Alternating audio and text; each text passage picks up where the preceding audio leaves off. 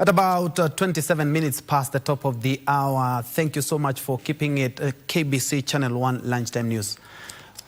Moving on, health experts from 11 East and Southern African countries are meeting in Mombasa to develop strategies aimed at increasing local pharmaceutical manufacturing and reducing the continent's reliance on imported medicines and vaccines.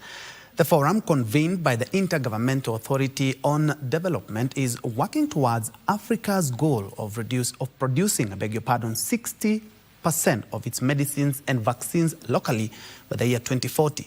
Participants say nearly 80% of medicines and almost all vaccines used in Africa are imported, exposing countries to supply chain disruptions during health emergencies. The experts have called for increased investment, stronger regulatory systems, regional collaboration, and policy reforms to build a resilient pharmaceutical manufacturing industry capable of improving access to affordable, quality medicines across the continent.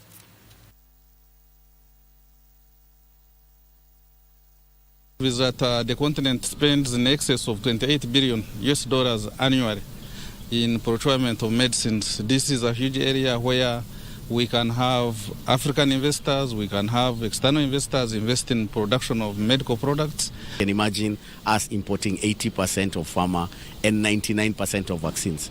Basically, it's like saying we are basically importing all health products. We have a vision to ensure that now Africa is able to produce 60% by the year 2040. And therefore, when you look at all these initiatives, are basically to ensure that by the year 2040, then we are actually producing about 60% of what we consume.